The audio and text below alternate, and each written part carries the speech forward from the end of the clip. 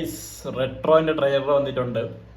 വേറൊരു സന്തോഷ വാർത്ത, ഇത് കട്ട് ചെയ്തിരിക്കുന്നത് നമ്മുടെ അൽഫോൺസ് പുത്രനാണെന്നാണ് നമ്മുടെ കാർത്തിക് സുബ്രാജ് എണ്ണം പറഞ്ഞിരിക്കുന്നത്. പുള്ളി പോസ്റ്റൊക്കെ ഇട്ടിട്ടുണ്ടായിരുന്നത് ഞാൻ ആദ്യം കണ്ടപ്പോൾ ഫാൻമേഡാ, അയ്യേ ചുമ്മാ ഇരിക്കുമെന്ന് വിചാരിച്ചു. പിന്നെ പുള്ളിന്റെ ഇൻസ്റ്റാഗ്രാം ഹാൻഡിലിൽ ആ സാധനം കണ്ടു, ഓ പൊളി മച്ചാൻ പിന്നെയും ട്രാക്കിലോട്ട് എത്തി.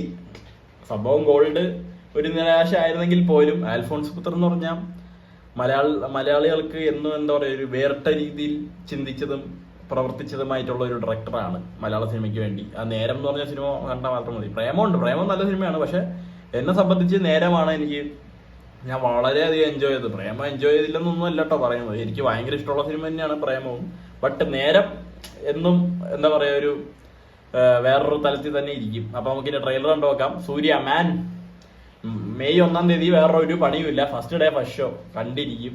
Karthik Subbaraj, Santhosh Narayanan, Suriya, Pooja Hegde. Yeah welcome welcome welcome. 10 നിമിഷത്തില് മാൻകറി ബിരിയാണി റെഡി. അതുവരെയൊക്കെ ഒരു ഷോ ഓട്ടിയാ റെട്രോ. ഓ ഷോട്ടില്ല മോടെ, ഓട്ടാ ഓട്ടാ.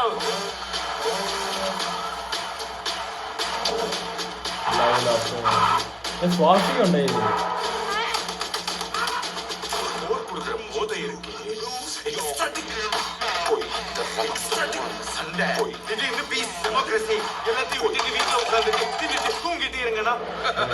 ഓ ജയറാമേട്ടൻ, ജോലിച്ചേട്ടൻ. ഇതിപ്പോ ശരിയാവല്ലേ? അടിതടി കട്ടപ്പഞ്ചായത്ത് രത്തക്കളറി റോഡിത്തണോ എല്ലാത്തിന്റെ റോഡിയോടെ വിടുത്തെ எங்க வாழ்க்கை. அவளை கிட்டத்தட்ட ஒரு புத்தராகும், எனக்கு கிட்டத்தட்ட ஒரு அரக்கனாகும் மாத்திருச்சு. அடிதடி ரத்தம் எதுவும் என்ன போல போகாத. நீ நிறைய ஆரம்பிச்சுட்ட பாரு. இவ்வளவுதான்.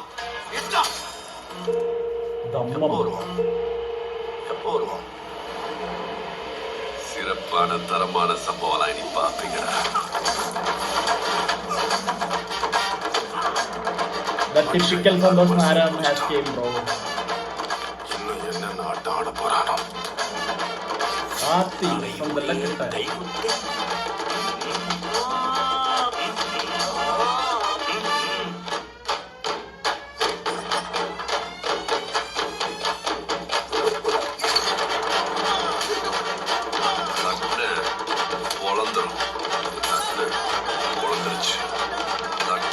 Riya Sharma dancing.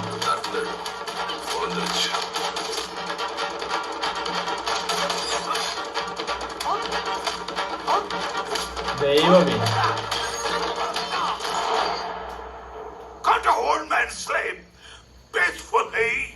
உண்மையான போர் வரணும்னு தான் காத்திருக்கோம். சீக்கிரம் வர சொல்லு அந்த ஒருத்தன்.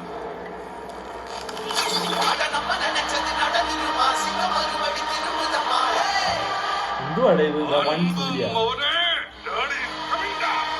അച്ഛനാ?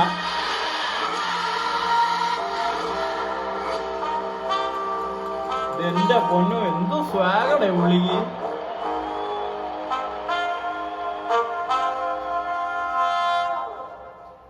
ട്രെയിലർ ബൈ അൽഫോൺസ് പുത്രൻ. യാ എന്ത് സാധനം ഇവിടെ അത്? ഒന്നും മനസ്സിലാവാത്ത ട്രെയിലർ. ഇങ്ങനെ വേണം ഒരു ട്രെയിലർ കട്ടെന്ന് പറയാനായിട്ട്. എന്റെ ദൈവമേ, സംഗതി ഒരു ഗാങ്സ്റ്റർ പടം എന്ന് തന്നെ നമുക്ക് വേണമെങ്കിൽ വിചാരിക്കാം.